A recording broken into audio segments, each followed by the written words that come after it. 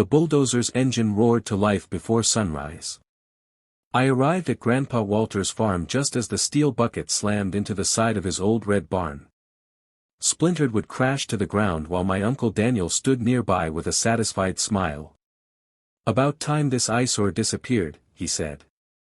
"We'll build storage units here instead."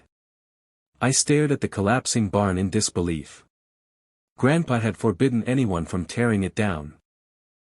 He used to say, some treasures should stay buried until the right person finds them. Everyone thought he was talking about old memories. Everyone except me. My name is Emma Carter, and that morning I realized Grandpa's final secret was about to be buried forever. Grandpa had raised me on that farm after my parents died in a car accident. Every summer we repaired fences together, fed the horses before sunrise, and worked inside the old barn until sunset. While everyone else complained about the smell of hay, Grandpa loved every dusty corner. One rainy afternoon years earlier, he pointed toward one of the massive wooden support beams and quietly said, "If anyone ever tears this barn down after I'm gone, look inside that beam before the wood leaves this property." I laughed because it sounded like another one of his strange stories.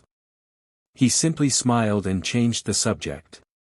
After Grandpa passed away, my uncle became executor of the estate.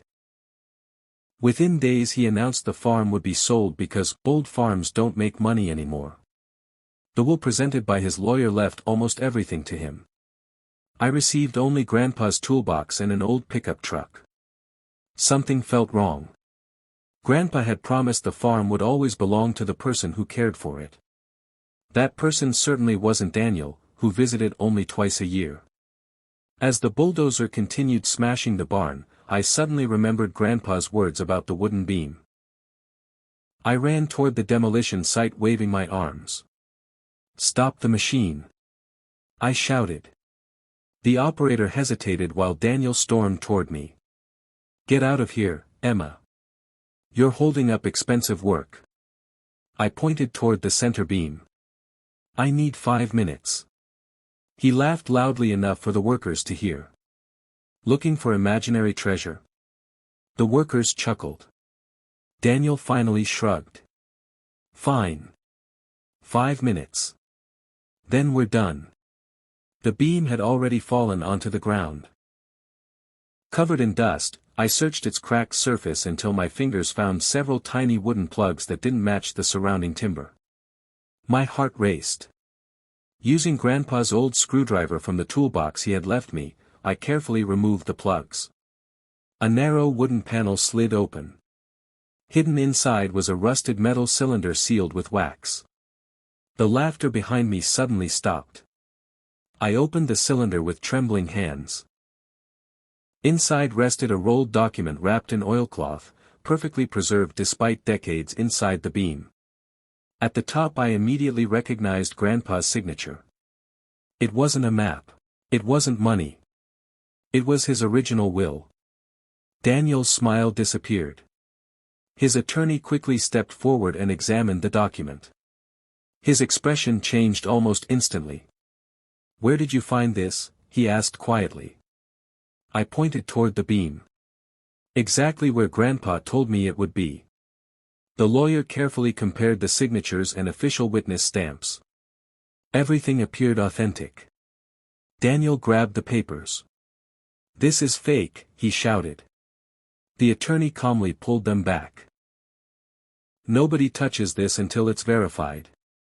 The demolition stopped immediately. Within hours the court issued an emergency order freezing the sale of the farm until the newly discovered document could be examined. Handwriting specialists, paper experts, and the attorney who had drafted Grandpa's estate 30 years earlier all confirmed the same unbelievable truth. The will hidden inside the barn was genuine. The one Daniel had presented after the funeral was a later version that had quietly removed several important pages and replaced them with altered instructions. The original will clearly stated, "The farmhouse, barns, fields, and all surrounding land shall belong to my granddaughter Emma Carter, who chose this farm when everyone else chose easier lives." News spread quickly through our small town. Neighbors who had watched Grandpa and me work together for years weren't surprised. One elderly farmer simply smiled and said, "Walter always knew who loved the land." Daniel wasn't finished. He challenged the will in court, insisting I had planted it inside the beam after Grandpa's death. Unfortunately for him, investigators found something he hadn't expected. Old family photographs taken nearly 25 years earlier during a birthday party clearly showed Grandpa sealing the exact wooden panel inside that same support beam while several relatives stood nearby. One of those relatives even remembered Grandpa joking, "One day this beam will speak louder than I ever could." The judge dismissed Daniel's claims within minutes. Soon after, investigators discovered he had secretly negotiated the sale of the farmland months before Grandpa passed away. Contracts, emails, and bank records proved he expected to profit personally from the development project. Criminal charges followed, along with civil penalties that stripped him of every benefit he had hoped to gain. Nearly 2 years have passed since that unforgettable morning. The old barn no longer stands, but I rebuilt it using the original timber that survived the demolition. The hidden beam now hangs above the entrance, untouched, as a reminder that truth has a way of surviving even when people try to bury it. Every evening I walk through Grandpa's fields as the sun sets behind the hills, grateful that I listened when everyone else laughed. People often believe the greatest inheritance is land or money. Grandpa taught me something different. The greatest inheritance is earning someone's trust so completely that they know exactly where to leave the truth when the whole world refuses to see it.